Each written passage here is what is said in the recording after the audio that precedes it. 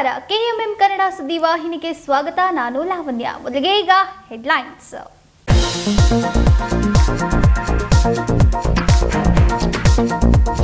KPCC ಅಧ್ಯಕ್ಷ ಬದಲಾವಣೆ high command ಚರ್ಚೆ ಮಾಡಬೇಕು. ಅಧ್ಯಕ್ಷರಾಗಲು ಸಾಕಷ್ಟು ಜನ ಆಕಾಂಕ್ಷಿಗಳಿದ್ದಾರೆ. ಪಕ್ಷ ನಿರ್ಧಾರ ಮಾಡಬೇಕು. ಕಾಂಗ್ರೆಸ್ ಭವನದಲ್ಲಿ ಮಾತನಾಡಿದ ಸಚಿವ ಸತೀಶ್ ಜಾರಕಿಹೊಳಿ.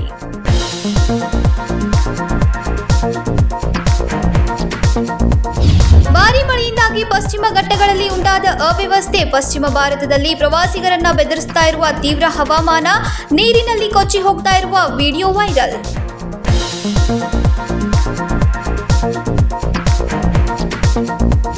ಆರೋಗ್ಯ ಮಿತ್ರ ಫೌಂಡೇಶನ್ ವತಿಯಿಂದ ವೈದ್ಯರ ದಿನಾಚರಣೆ. ವೈದ್ಯರ ದಿನಾಚರಣೆಗೆ ಆಯೋಜಿಸಿದ್ದ ಆರೋಗ್ಯ ಮೇಳ. ವಾರಕ್ಕೊಮ್ಮೆ ಆರೋಗ್ಯದ ಕುರಿತು ಚರ್ಚೆ ಏರ್ಪಡಿಕೆ.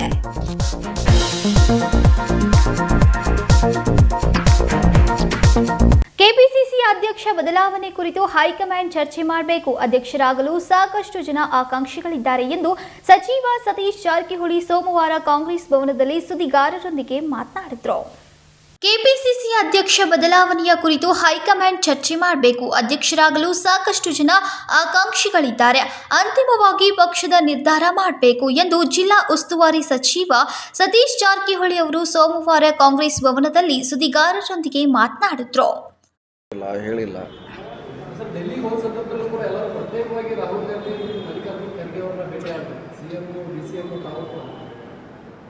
ಇಲ್ಲ, ಬೇರೆ ಬೇರೆ ಕೆಲಸ ಇದ್ರು. ಅಧ್ಯಕ್ಷರಿಗೆ ಭೇಟಿ ಆಗಲೇಬೇಕು. ಅಲ್ಲಿ ಕೆಲಸ ಇರಲಿ ಬಿಡಲಿ, ಅಧ್ಯಕ್ಷರೇ. ಇನ್ನು ಬೇರೆ ಮಂತ್ರಿಗಳನ್ನು ಭೇಟಿಯಾದೀಗ ನಮ್ಮ ಇಲಾಖೆಗೆ ಸಂಬಂಧಪಟ್ಟಂಥ ಬಾಕಿ ಕಾಮಗಾರಿಗಳು. ಸೊ ಪ್ರಧಾನಮಂತ್ರಿಗೆ ಮುಖ್ಯಮಂತ್ರಿ ಭೇಟಿಯಾಗಿದ್ದಾರೆ, ಅಲ್ಲಿಯೂ ಸರ್ಕಾರದ ಬಾಕಿ ಕೆಲಸಗಳು. ಸೊ ಯಾರ್ಯಾರ್ದು ಇಲಾಖೆ ಕೆಲಸ ಇದೆ ಅವ್ರವ್ರು ಭೇಟಿಯಾಗಿದ್ದಾರೆ. ಮತ್ತು ಇನ್ನು ಹೋದಾಗಂತೂ ಸ್ವಾಭಾವಿಕವಾಗಿ ರಾಜಕೀಯ ಚರ್ಚೆ ಮಾಡೋರಪ್ಪ, ಮಾಡದೆ ಯಾರೂ ಬರೋದಿಲ್ಲ. ಮನೆಗೆ ಬಂದಾಗ ಅಷ್ಟೇ ಏನಾರ ಹೇಳೇ ಬರ್ತಾರೆ. ಹಂಗಿದ್ದೇ ಇರ್ತೈತಿ, ಇಲ್ಲ ತಿಳಿಯೋಕ್ಕಾಗೋಲ್ಲ. ಸೊ ಅಂತ ನಡೆದಿರ್ತಾವೆ. ನಡೆದಾಗ ಯಾರೂ ಇರೋದಿಲ್ಲ, ಒಳಗೆ ಅವರಷ್ಟೇ ಇರ್ತಾರೆ. ಏನು ಹೇಳ್ತಾರೆ ಅಂದ್ರೆ ಅವ್ರಿಗೆ ಅಷ್ಟೇ ಗೊತ್ತದು. ಹೋಗೋಕ್ಕಿಂತ ಮೊದಲು DCM ಆಗ್ಬೇಕನ್ನುವಂಥ ಬೇಡಿಕೆ ಇತ್ತು. ಇವಾಗಲೇ ಹೋದ ಬಳಿಕ ಅದೇನೋ ಗ್ಯಾರಂಟಿ ಆದ ಬಳಿಕ ಈಗ ದಿನದ ವಾಪಸ್ ಮತ್ತು ಬೆಂಗಳೂರಿಗೆ ಬಂದ ಬಳಿಕ ನಿಮಗೆ KPCC ಅಧ್ಯಕ್ಷ ಸ್ಥಾನಕ್ಕೆ ಲಿಫ್ಟ್ ಮಾಡ್ಯಾರ ನಿರ್ದೇಶಕರು. ಅದೇನು ಪ್ಲಾನಿಂಗ್ ಮಾಡ್ಕೊಂಡಾರ? ಏನು ಪ್ಲಾನಿಂಗ್ ಏನಿಲ್ಲ. ಪ್ಲಾನಿಂಗ್ ನೆಗೆಟಿವ್ ಇದ್ದಿದ್ದು ಪಾಸಿಟಿವ್ ಮಾಡ್ಕೋಬೇಕು ನಾವು. ರಾಜಕೀಯಲ್ಲಿ ನೆಗೆಟಿವ್ ಇದ್ದಿದ್ದು ಪಾಸಿಟಿವ್ ಮಾಡೋದೇ ಕಲೆ, ಅದೇ ಕಲಾ.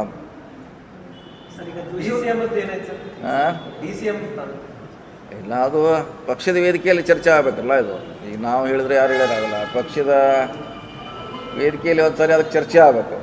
ಮಾಡೋದಾ ಇಲ್ಲ ಅನ್ನೋದು ಒಂದು ಡಿಸಿಷನ್ ತೊಗೋಬೇಕು. ಸುಮ್ಮನೆ ನಾವು ಡೈಲಿ ಇಡೀ ರಾಜ್ಯ ತುಂಬ DCM ಚರ್ಚೆ ಆಗೋ ಬದಲಿ ಒಂದು ಸಲ ಪಕ್ಷದ ವೇದಿಕೆಯಲ್ಲಿ ಚರ್ಚೆ ಆಗಬೇಕು.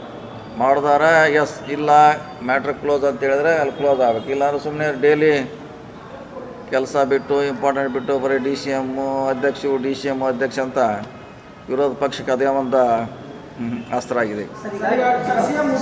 ಇನ್ನೊಂದು ಮಾತು ಕೇಳಿ ಬರ್ತಿದೆ ಸರ್. ಈಗ ನಾಗೇಂದ್ರ ಅವರು ಭ್ರಷ್ಟಾಚಾರವನ್ನು ಮರೆಮಾಚಲಿಕ್ಕೆ DCMದು CMದು ಬದಲಾವಣೆ ಚರ್ಚೆಗಳನ್ನು ಮಾಡ್ತಾ ಇದ್ದಾರೆ. DCM ಯಾವಾಗಿದ್ರಿ?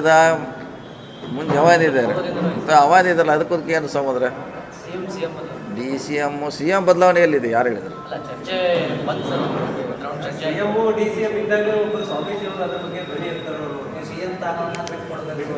ಸ್ವಾಭಾವಿಕ. ಹಿಂದಕ್ಕಲೇ ಯಡಿಯೂರಪ್ಪಗೇನೋ ಹೇಳಿದಿರಲ್ಲ, ಅದೇನೋ ಅಂತ ಅವ್ರ ಜಗಳಾಗಿ ಹೊಂಟ್ರಲ್ಲ, ಮತ್ತೆ ಕರ್ಕೊಂಬಂದು ಕೂಡಿಸಿರಲ್ಲ. ಮೂರ್ಗೇಶ್ ನಿರಾಣಿಗೆ ಮಂತ್ರಿ ಮಾಡಲೇಬೇಕು ಈ ಸದ್ಯ ಅಂತ ಹೇಳಿದ್ರಲ್ಲ. ಹಾಗೆ ಸ್ವಾಮಿಗಳು ಸಮಾಜ ಪರವಾಗಿ ಮಾತಾಡೋದ್ರಲ್ಲಿ ಏನು ತಪ್ಪಿಲ್ಲ. ಅದು ಮಧ್ಯದಿಂದ ಮಾತಾಡ್ತಾರೆ. ಅದು ನಾವು ತಪ್ಪಂತ ಹೇಳಿಕ್ಕಾಗಲ್ಲ. ಜಾತಿಗೊಂಡಂತೆ DCM ಅನ್ನೋ ಥರ ಆಗ್ತಾ ಇದೆ ಸರ್. ಪ್ರತಿಯೊಂದು ಸಮುದಾಯದಿಂದಲೂ ಕ್ಲೈಮ್ ಮಾಡ್ತಾ ಇದ್ದಾರೆ, ಸ್ವಾಮೀಜಿಗಳೇ ಕ್ಲೈಮ್ ಮಾಡ್ತಾ ಇದ್ದಾರೆ. ಇದನ್ನ ಹೆಂಗೆ ನಿಭಾಯಿಸ್ತಾರೆ ಸರ್? ಅದೇ ಪಾರ್ಟಿ ನಿಭಾಯಿಸ್ಬೇಕು. ನಾವೇನು ಅವ್ರಿಗೆ ನಾವೇನು ಮಾಡೋರು ಹೇಳ್ರಿ? ನಾವೇನು ಮಾಡೋಕ್ಕಾಗಲ್ಲ. ಯಾವ ರೀತಿ ಮಾಡೋದು ಇದೇ ಮಾಡಬೇಕು ಅಂತ ಹೇಳ್ಬೇಕು. ಇಲ್ಲ ಇದು ಇಲ್ಲವೇ ಇಲ್ಲ, ಮ್ಯಾಟ್ರು ಕ್ಲೋಸ್ ಅಂತ ಹೇಳ್ಬೇಕು. ಸೊ ಅಂದರೆ ಆಗೋದ. ಇಲ್ಲಾಂದರೆ ಈಗ ಮೈಸೂರಲ್ಲಿ ಒಂದು ಚರ್ಚೆ ಆಗ್ತೈತೆ, ಬೆಂಗಳೂರಲ್ಲಿ ಒಂದು ಚರ್ಚೆ ಐತಿ, ಬೆಳಗಾವಿಯಲ್ಲಿ ಒಂದು ಚರ್ಚೆ ಐತಿ. ಅದಂಗೆ ಸುತ್ತಕ್ಕಂತ ನಡೆದಿರೋದು.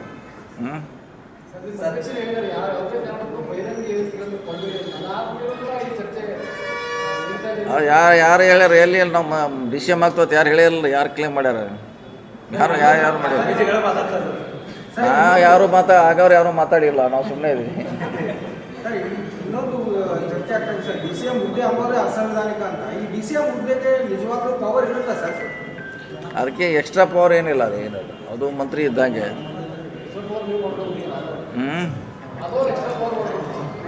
ಸರ್ ಈಗ ಉತ್ತರ ಕರ್ನಾಟಕದ ಬಹುತೇಕ ಶಾಸಕರು, ಅದರಲ್ಲೂ ಹಿಂದುಳಿದ ಅಳಿದ ವರ್ಗದ ಏನು ಶಾಸಕರಿದ್ದಾರೆ, ಸತೀಶ್ ಜಾರಕಿಹೊಳಿ ಅವರು CM ಆಗಬೇಕು ಅನ್ನೋ ಒಂದು ಬಯಕೆ ಇದೆ. ಆ ಬಯಕೆ ಯಾವಾಗ ಈಡೇರೋದು?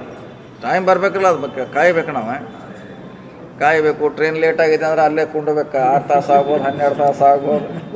ನೆಕ್ಸ್ಟ್ 24 ತಾಸು ಟ್ರೈನ್ ಬರ್ತೈತಿ, ಕಾಯ್ಕೊಂಡು ಅಲ್ಲೇ ಕುಂಡ್ಬೇಕು. ಯಾವಾಗ ಬರ್ತಾ ಹೇಳಕ್ಕೆ ಬರ್ಬೋದ?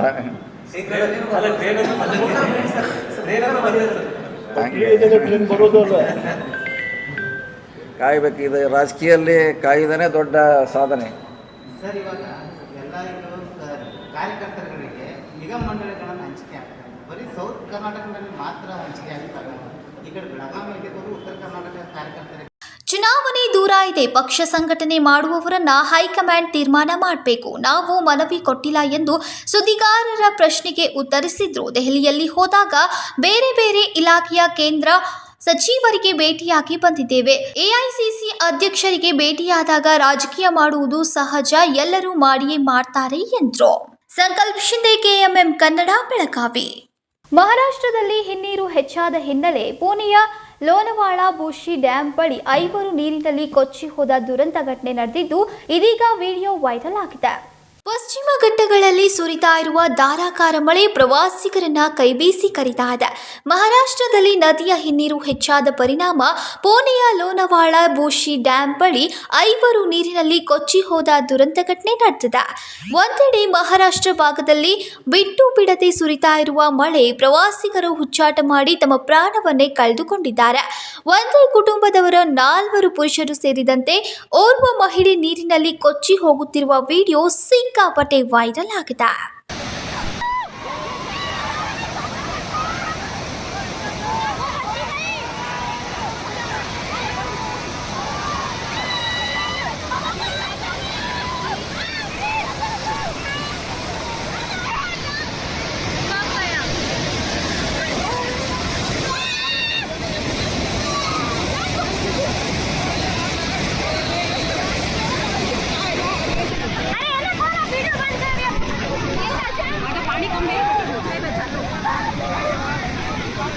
ರಾಶಿಕರ್ ಹಿರೇಮಠ್, KMM ಕನ್ನಡ, ಬೆಳಗಾವಿ.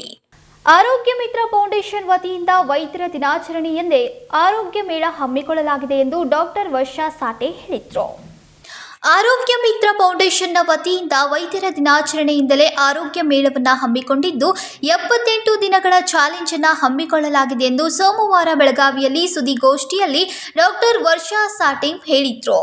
ವೈದ್ಯರ ದಿನಾಚರಣೆಯ ಅಂಗವಾಗಿ ಯೋಗಕ್ಷೇಮವನ್ನು ಉತ್ತಮಗೊಳಿಸಲು ಮತ್ತು ಸಶಕ್ತ ಜೀವನಕ್ಕಾಗಿ ಡಾಕ್ಟರ್ ಸಾಟೆ ಅವರ ಆರೋಗ್ಯ ಮಿತ್ರ ಫೌಂಡೇಶನ್ನ 78 ದಿನಗಳ ಚಾಲೆಂಜ್ ಅನ್ನು ಹಮ್ಮಿಕೊಳ್ಳಲಾಗಿದೆ.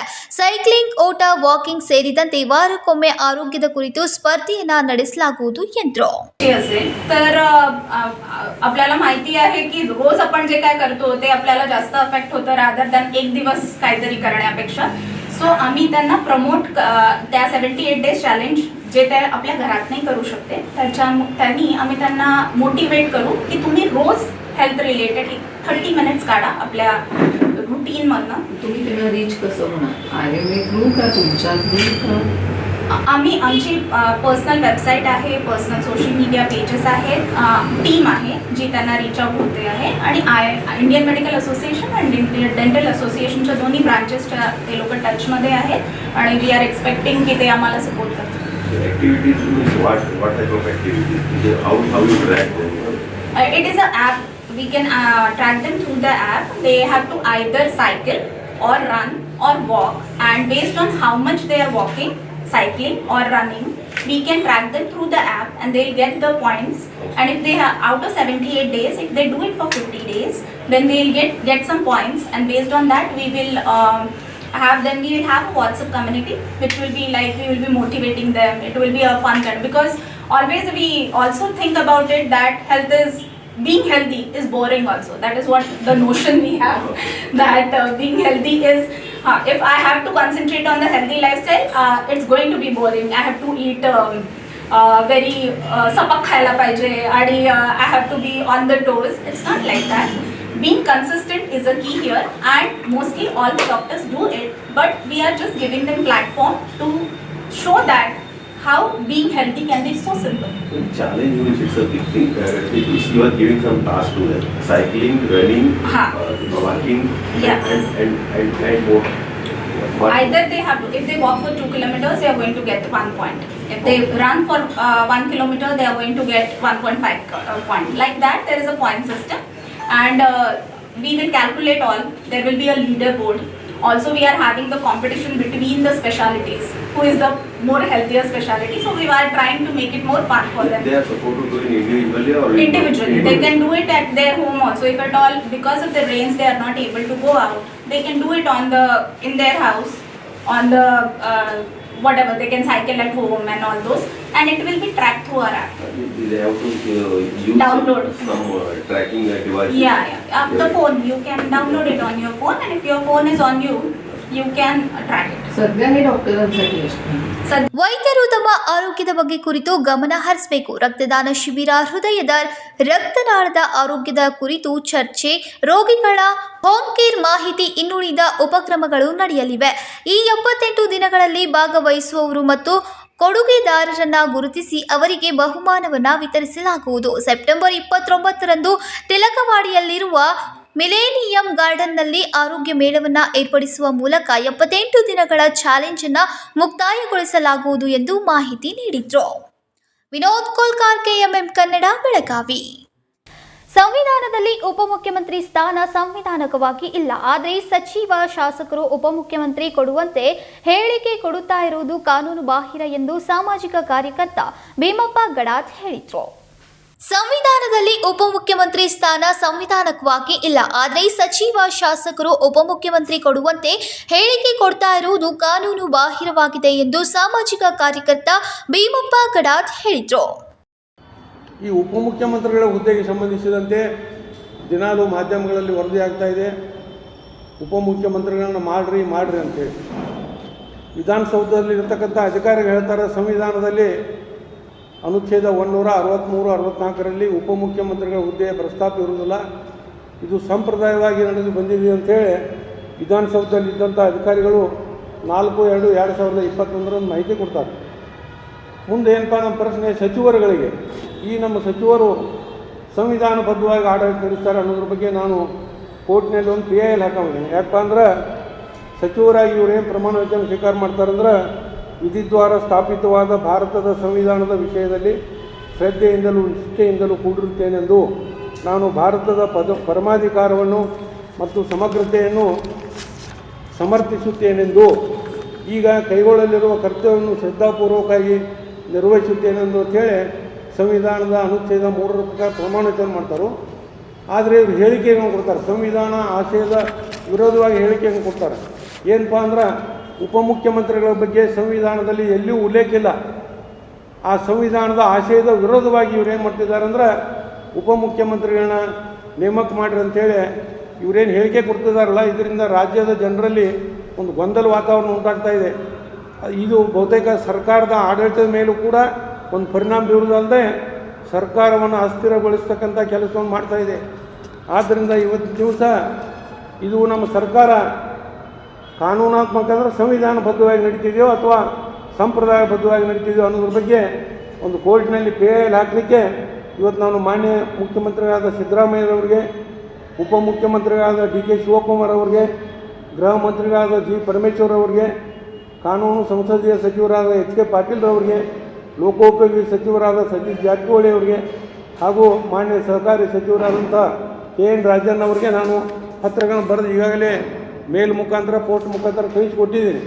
ಏನಪ್ಪ ಅಂದ್ರೆ ಈ ರೀತಿ ಪ್ರಮಾಣವನ್ನು ಸ್ವೀಕಾರ ಮಾಡಿದ ತಾವುಗಳು ನೀಡುವಂಥ ಹೇಳಿಕೆಗಳು ಸಂವಿಧಾನ ವಿರೋಧವಾಗಿವೆ ಮತ್ತು ನಿಮ್ಮ ಸರ್ಕಾರ ಏನು ಸಂವಿಧಾನ ಪ್ರಕಾರ ನಡೀತೈತೆ ಅಥವಾ ಸಂಪ್ರದಾಯ ಪ್ರಕಾರ ನಡೀತೈತೆ ಅನ್ನೋದ್ರ ಬಗ್ಗೆ ನಿಮ್ಮ ಲಿಖಿತವಾದ ಅಭಿಪ್ರಾಯಗಳನ್ನ ಕೋರ್ಟಿಗೆ ಸಲ್ಲಿಸಲಿಕ್ಕೆ ನನಗೆ ತಡ ಮಾಡಿದೆ, ಕೊಡ್ರಿ ಅಂತೇಳಿ ಬರೆದಿದ್ದೀನಿ. ಇದು ಬಂದ ನಂತರ ನಾನು ಕೋರ್ಟ್ನಲ್ಲಿ ಒಂದು ಪ್ರಕರಣ ದಾಖಲಿಸುವ ಮೂಲಕ ಸರ್ಕಾರ ಏನು ಸಂವಿಧಾನಬದ್ಧವಾಗಿ ನಡೆದಿತ್ತೋ ಅಥವಾ ಸಂಪ್ರದಾಯಬದ್ಧವಾಗಿ ನಡೀತೈತೆ ಅನ್ನೋದು ತಿಳ್ಕೊಂಡ ಸರ್ಕಾರ ಏನಾದರೂ ಸಂಪ್ರದಾಯ ಪ್ರಕಾರ ನಡೀತಾ ಇದ್ದರೆ ಕೋರ್ಟು ಸಹಿತ ಉಪಮುಖ್ಯಮಂತ್ರಿ ಮಾಡಲಿಕ್ಕೆ ಏನೋ ತೊಂದರೆ ಇಲ್ಲ, ಅಂಥೇಳಿ ಕೋರ್ಟ್ ಏನಾದರೂ ಹೇಳಿಕೆ ಕೊಟ್ಟಿಲ್ಲ. ಈಗಾಗಲೇ ಸರ್ವೋಚ್ಚ ನ್ಯಾಯಾಲಯ ಹೇಳಿದೆ. ಏನು ಹೇಳಿತ್ತು ಅಂದ್ರೆ ಉಪಮುಖ್ಯಮಂತ್ರಿಗಳ ಹುದ್ದೆಗೆ ಹೆಚ್ಚಿನ ಅಧಿಕಾರ ಏನಿಲ್ಲ, ಮಾಡ್ಬೋದು ಅಂತ ಅದು ಹೇಳಿದೆ. ಆದರೆ ಸಂವಿಧಾನದಲ್ಲಿ ಏನಿದೆ, ಉಪಮುಖ್ಯಮಂತ್ರಿಗಳ ಬಗ್ಗೆ ಎಲ್ಲಿಯೂ ಉಲ್ಲೇಖ ಇಲ್ಲ. ಇವತ್ತು ನ್ಯಾಯಾಲಯಗಳು ಕೂಡ ಸಂವಿಧಾನಬದ್ಧವಾಗಿ ಇರಬೇಕಂತೇಳಿ ನನ್ನ ಪ್ರಶ್ನೆ. ಆದ್ದರಿಂದ ಈ ಸರ್ಕಾರ ಏನಾದರೂ ಸಂಪ್ರದಾಯವಾಗಿ ನಡೀತಿದ್ರೆ ಈ ಬೆಳಗಾವಿಯಲ್ಲಿ ಉತ್ತರ ಕರ್ನಾಟಕ ಭಾಗದ ಅಭಿವೃದ್ಧಿ ದೃಷ್ಟಿಯಿಂದ ಏನು ಸುವರ್ಣಸೌಧ ಕಟ್ಟಡ ಕಟ್ಟಿದಾರೋ ಇಲ್ಲಿ ಒಬ್ಬ ಮುಖ್ಯಮಂತ್ರಿ ಮಾಡಿ 4 ಜನ ಉಪಮುಖ್ಯಮಂತ್ರಿಗಳನ್ನ ಮಾಡಬೇಕಂತೇಳಿ ನಾವೊಂದು PL ಹಾಕೋ ಸರ್ಕಾರದಲ್ಲೇ. ಆದ್ದರಿಂದ ಮಾನ್ಯ ಸಚಿವರು ಮತ್ತು ಅಧಿಕಾರಿಗಳಿಗೆ ಸರ್ಕಾರದ ಮುಖ್ಯ ಕಾರ್ಯದರ್ಶಿಗಳು ಕೂಡ ನಾನು ಪತ್ರ ಬರೆದಿದ್ದೀನಿ. ಸಿಬ್ಬಂದಿ ಮತ್ತು ಆಡಳಿತ ಸುಧಾರಣಾ ಇಲಾಖೆಯ ಪ್ರಧಾನ ಕಾರ್ಯದರ್ಶಿಗಳು ಪತ್ರ ಬರೆದಿದ್ದೀನಿ. ಅದು ಏನು ಸೋಮವಾರ ಬೆಳಗಾವಿಯಲ್ಲಿ ಸುದ್ದಿಗೋಷ್ಠಿಯಲ್ಲಿ ಮಾತನಾಡಿ, ಸರ್ಕಾರದ ಆಡಳಿತವು ಸಂವಿಧಾನದ ಬದ್ಧವಾಗಿದೆ, ನಡೆಸುತ್ತದೆಯೋ ಅಥವಾ ಸಾಂಪ್ರದಾಯಿಕವಾಗಿ ನಡೆಸುತ್ತದೆಯೋ ಎಂದು ಸರ್ಕಾರದ ಮೇಲೆ ನ್ಯಾಯಾಲಯದಲ್ಲಿ ಸಾರ್ವಜನಿಕ ಹಿತಾಸಕ್ತಿ ಅರ್ಜಿ ಸಲ್ಲಿಸತ್ತೆ ಎಂದರು. ಉತ್ತರ ಕರ್ನಾಟಕಕ್ಕೆ ಪ್ರತ್ಯೇಕವಾಗಿಯೇ ಮುಖ್ಯಮಂತ್ರಿಯನ್ನ ನೇಮಕ ಮಾಡಿ ಇದ್ದ ಉಪಮುಖ್ಯಮಂತ್ರಿ ಸ್ಥಾನವನ್ನ ರದ್ದು ಮಾಡಬೇಕು ಎಂದು ಒತ್ತಾಯಿಸಿದರು. ಸಂಕಲ್ಪ ಶಿಂದೆ, KMM ಕನ್ನಡ, ಬೆಳಗಾವಿ. ಇದೀಗ ಸಣ್ಣದೊಂದು ವಿರಾಮ. दुल्हन का सिंगार, खूबसूरती की बहार, परंपरा और नयापन का अनोखा मिलाप, bridal collection.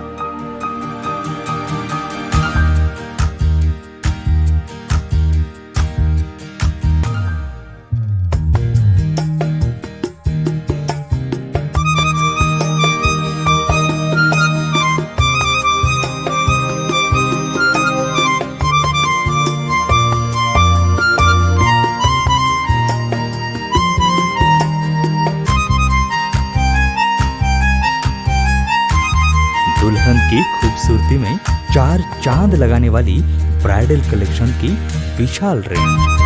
अमरकॉन collection, Adarsha dress circle, Khade Bazar, Belgaum. Aradhana sari dress materials, Maruti Galli, Belgaum. अब शादी हो या कोई भी त्योहार की बात, परंपराओं को मिलेगा नएपन का साथ। दिल खुश करने वाली कपड़ों की दुनिया।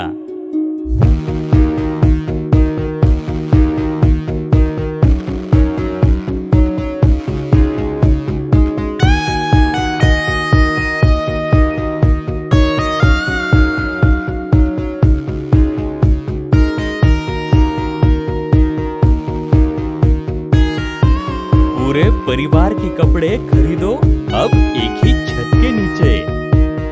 आराधना sari and dress materials and readymades, Maruti Galli, Belgaum. Sari हर महिलाओं को लुभाने वाली बात। साड़ी तहजीब दिखाती, साड़ी परंपरा संभालती।